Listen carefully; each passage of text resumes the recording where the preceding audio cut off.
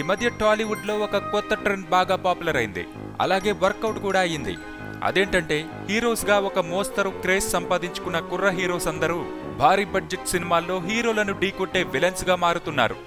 Already Telugu, తమిళ, హిందీ భాషల్లో హీరోగా establish అయిన తర్వాత రానా బాహుబలిలో విలన్ గా నటించి బాహుబలిని అతను తప్ప ఎవరూ ఢీకొట్టలేరు అనిపించాడు. హీరోగా గుర్తింపు తెచ్చుకున్న రాహుల్ రవీంద్ర శ్రీమంతుడులో కాస్త నెగిటివ్ షేడ్స్ ఉన్న పాత్రలో నటించి తనలోని మరో యాంగిల్ ని ప్రూవ్ చేసుకోవడంతో పాటు భారీ విజయంలో భాగస్వామిగా మారాడు. అలాగే వైశాలి, మలుపు వంటి సినిమాలతో ప్రేక్షకులకు బాగా కనెక్ట్ అయిన కుర్ర హీరో ఆది పినిశెట్టి కూడా సరైనోడు సినిమాలో సరైన విలన్ గా ఎంట్రీ ఇచ్చి అందరినీ సర్ప్రైజ్ చేశాడు. ఇక నారా రోహిత్ సినిమా రాజా చేయి వేస్తే సినిమాకి అంత క్రేజ్ రావడానికి ప్రధాన కారణం తారకరత్న విలన్ గా నటించడమే అనేది అందరికీ తెలిసిన విషయమే. ఆ సినిమాకి ఆ మాత్రం ఓపెనింగ్స్ రావడానికి తారకరత్నలోని బ్యాడ్ యాంగిల్ ప్రొజెక్షన్ అనేది ఒప్పుకోవాల్సిన విషయం.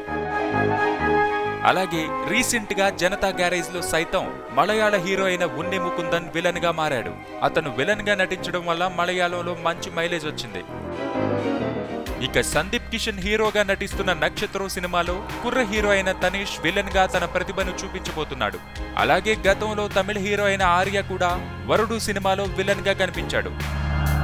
ఇక వెటరన్ హీరోస్ అయిన జగపతి బాబు, అరవింద్ స్వామి లాంటి వాళ్ళు కూడా విలన్స్ గా కుమ్మేస్తున్నారు. సో ఆల్రెడీ విలన్లు హీరోలుగా మారిన పాత ట్రెండ్ మనం చూసాం, కానీ హీరోలు విలన్ గా మారుతున్న ఈ కొత్త ట్రెండ్ వల్ల కలెక్షన్స్ కూడా పెరుగుతున్నాయి. సో ఈ ట్రెండ్ ని ఖచ్చితంగా మనం ఎంకరేజ్ చేసి తీరాలి.